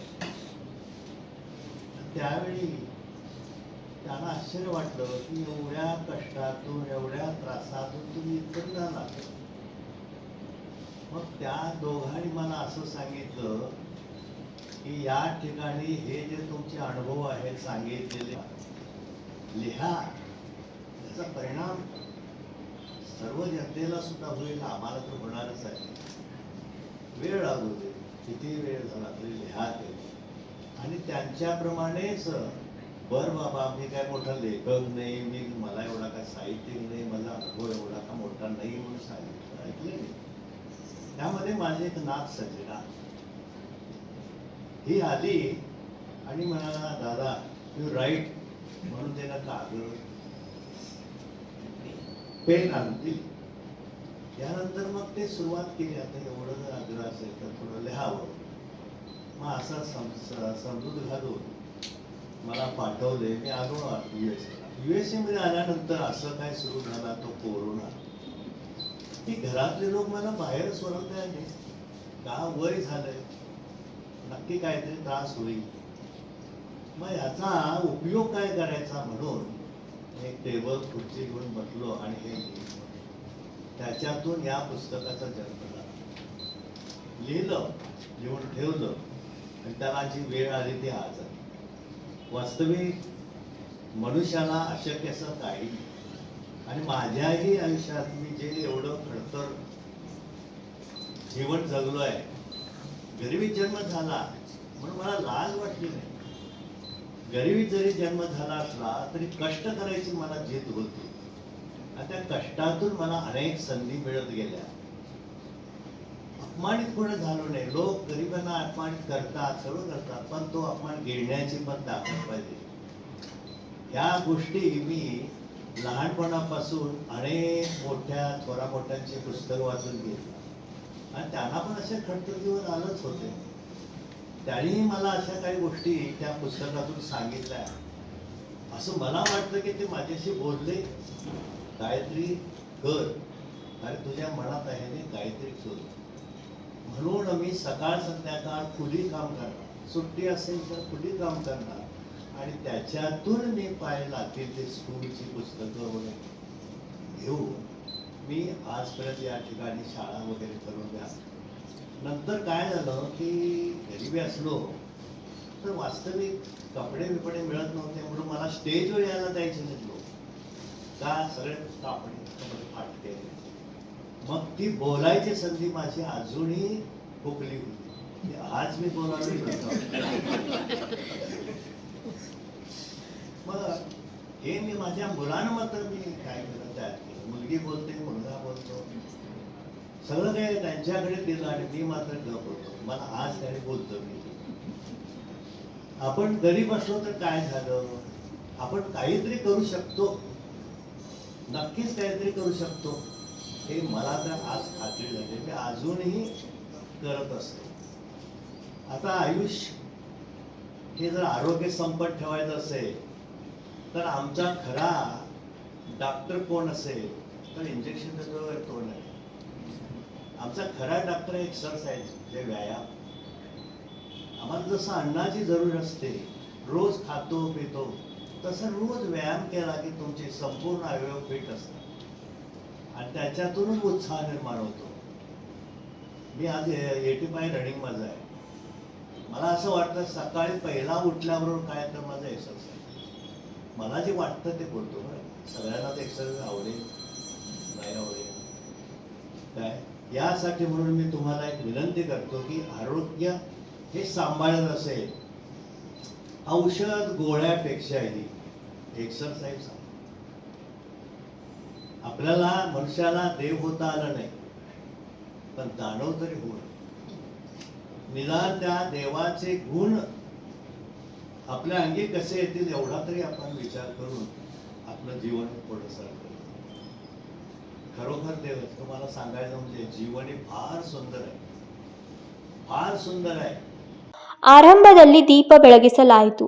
ಈ ಸಂದರ್ಭದಲ್ಲಿ ಲೇಖಕ ಮಹಾವೀರ್ ಜೊಂದಾಳೆ ಅವರು ಕಂಗ್ರಾಳ್ಕರ್ ಅವರನ್ನು ಸನ್ಮಾನಿಸಿದರು.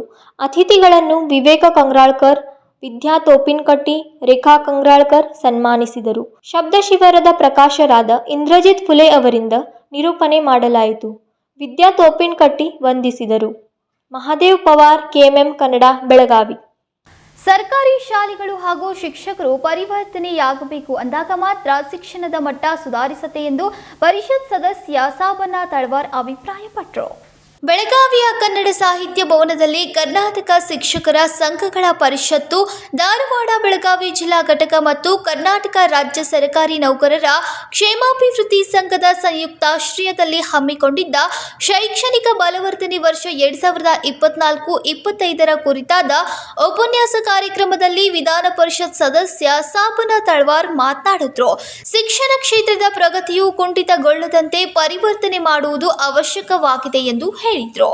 ಸಂಘಟನೆ ಅಂತ ಆಗ್ತದೆ. If I am wrong, just ನಮಗೆ ಕರೆಕ್ಟ್ ಮಾಡಿ.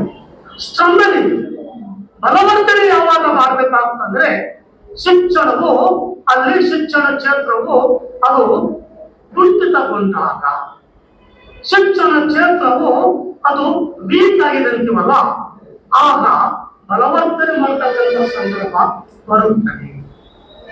ಸರ್ಕಾರವೇ ಆಯೋಜಿತವಾಗಿರ್ತಕ್ಕಂಥ ಈ ಕಾರ್ಯಕ್ರಮ, ಇದರ ಅರ್ಥ ಶಿಕ್ಷಣ ಕ್ಷೇತ್ರವು ಇವತ್ತು ಬಹಳ ಕುಂಠಿತಗೊಂಡಿದೆ, ಬಹಳ ಕನಿಷ್ಠ ಪ್ರಮಾಣದಲ್ಲಿ ಮಟ್ಟಕ್ಕೆ ಹೋಗಿದೆ ಅನ್ನೋದಕ್ಕಾಗಿ ಇದು ಒಂದು ತೋರಿಸದೆ.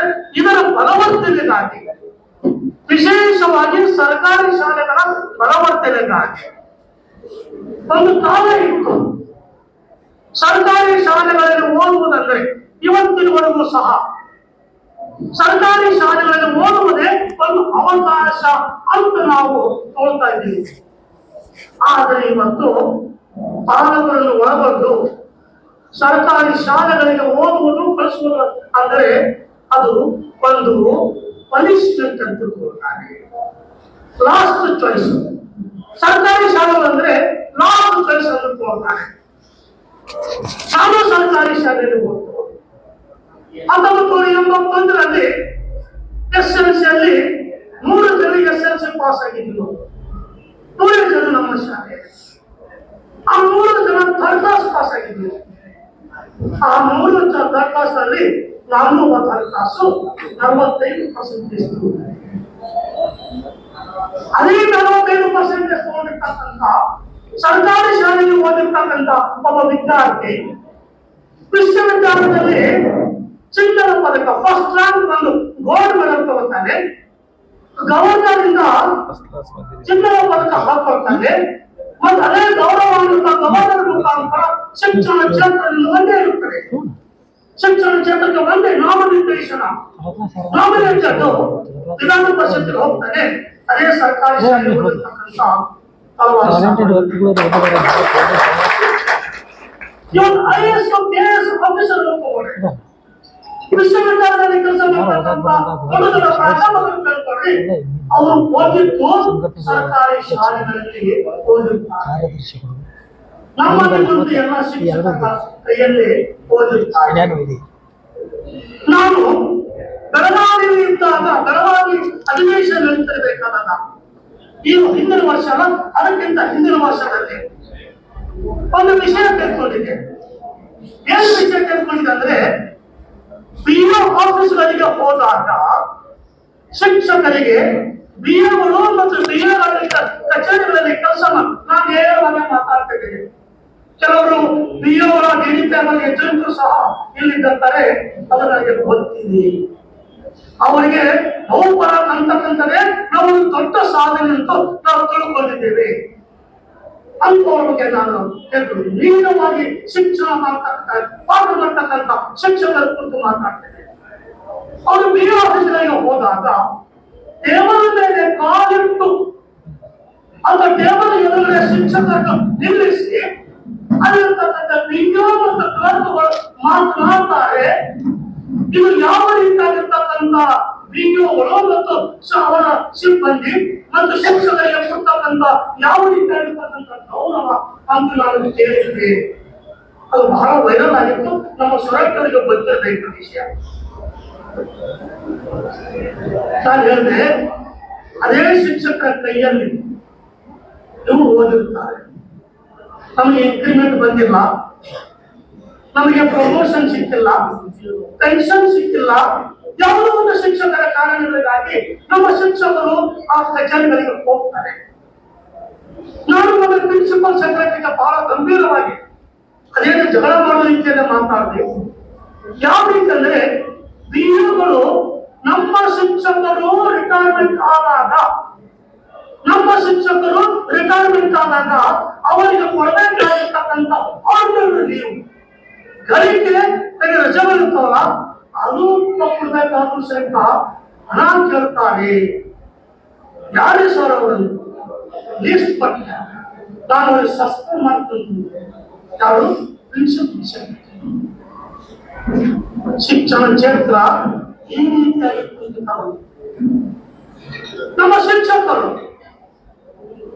ನಾವು ಯಾವಾಗಲೂ ನಮ್ಮನ್ನು ನಾವು ಅಪರೇಷನ್ ಮಾಡ್ಕೋಬೇಕು. ನಮ್ಮನ್ನು ನಾವು ಹೆಚ್ಚು ನಾವು ಸುಲಭದ ಎಡೆಗೆ ಹೋಗಬೇಕಾಗ್ತದೆ.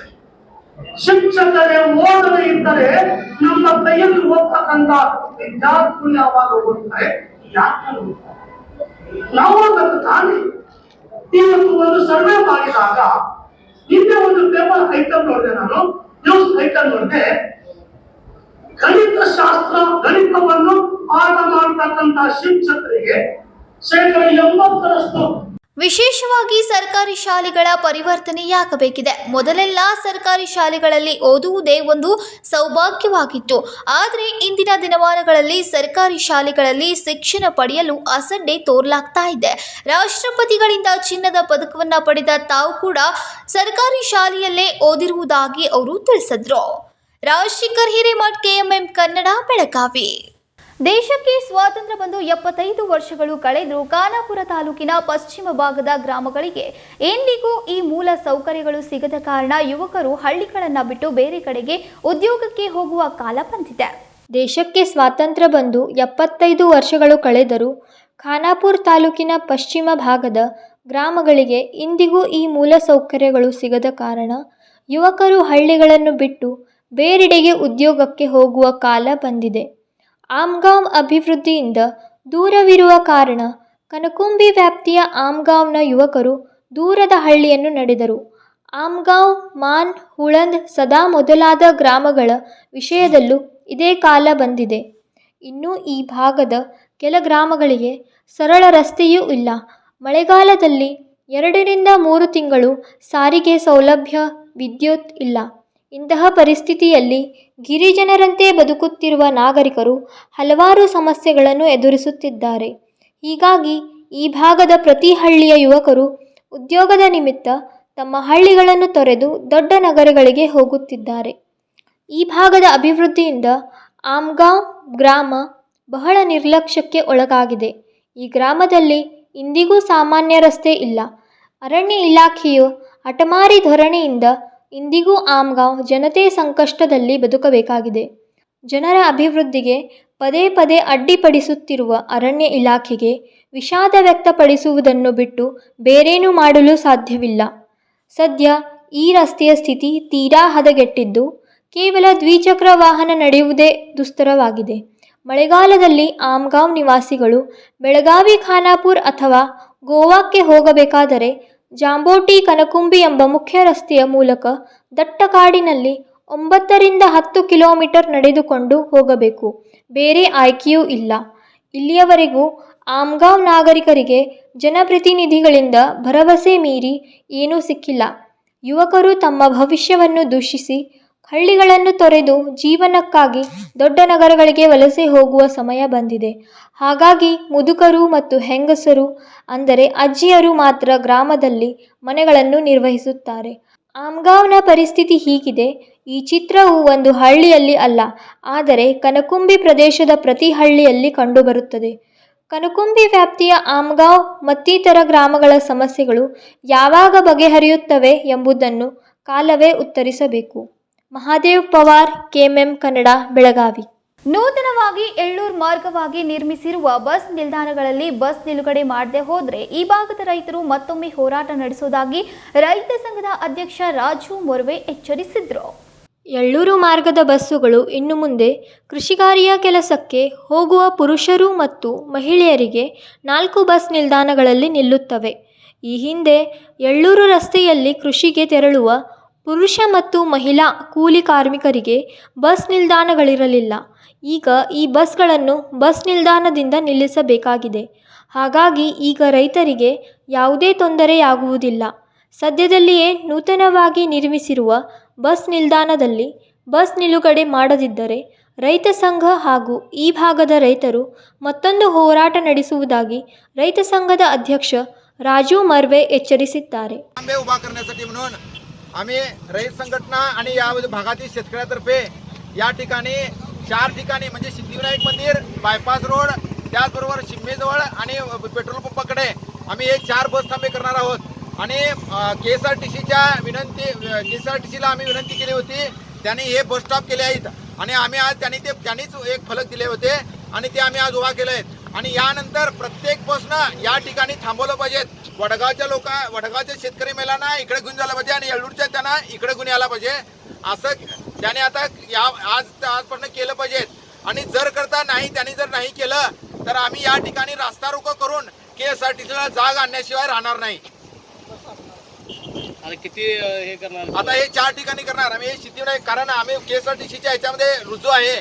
सिद्धिविनायक मंदिर, बायपास रोड आणि ते हे शिम्मेजवळ आणि त्या ह्याच्याकडे पेट्रोल पंपाकडे त्यांच्याकडे ते हे केलेलं आहे आणि त्याप्रमाणे आम्ही हे बोर्ड आम्ही उभा करणार आहोत. ವಡಗಾವಿಗೆ ಹೋಗುವ ಪ್ರಯಾಣಿಕರಿಗೆ ಎಳ್ಳೂರಿನ ಹೊಲಕ್ಕೆ ಹೋಗಲು ಮತ್ತು ಎಳ್ಳೂರಿನಿಂದ ಬರುವ ಪ್ರಯಾಣಿಕರಿಗೆ ವಡಗಾವಿ ಹೊಲಕ್ಕೆ ಹೋಗಲು ಅವಕಾಶ ನೀಡಬೇಕು ಎಂಬ ಬೇಡಿಕೆಯು ಈ ಸಮಯದಲ್ಲಿ ನಡೆಯಿತು. ಈ ಭಾಗದ ರೈತರು ಎಳ್ಳೂರು ರಸ್ತೆಯಲ್ಲಿ 4 ಕಡೆ ಬಸ್ ನಿಲ್ದಾಣ ನಿರ್ಮಿಸಿದ್ದಾರೆ. ಮಹಾದೇವ್ ಪವಾರ್, KMM ಕನ್ನಡ, ಬೆಳಗಾವಿ. ಇದೀಗ ಮತ್ತೊಮ್ಮೆ ಹೆಡ್ಲೈನ್ಸ್.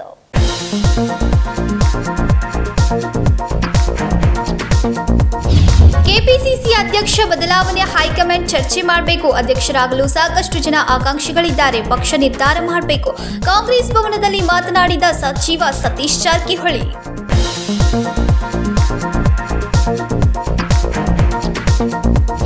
ಭಾರೀ ಮಳೆಯಿಂದಾಗಿ ಪಶ್ಚಿಮ ಘಟ್ಟಗಳಲ್ಲಿ ಉಂಟಾದ ಅವ್ಯವಸ್ಥೆ. ಪಶ್ಚಿಮ ಭಾರತದಲ್ಲಿ ಪ್ರವಾಸಿಗರನ್ನ ಬೆದರಿಸ್ತಾ ಇರುವ ತೀವ್ರ ಹವಾಮಾನ.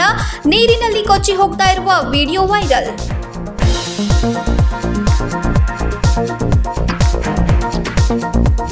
ಆರೋಗ್ಯ ಮಿತ್ರ ಫೌಂಡೇಶನ್ ವತಿಯಿಂದ ವೈದ್ಯರ ದಿನಾಚರಣೆ. ವೈದ್ಯರ ದಿನಾಚರಣೆಗೆ ಆಯೋಜಿಸಿದ್ದ ಆರೋಗ್ಯ ಮೇಳ. ವಾರಕ್ಕೊಮ್ಮೆ ಆರೋಗ್ಯದ ಕುರಿತು ಚರ್ಚೆ ಏರ್ಪಡಿಕೆ.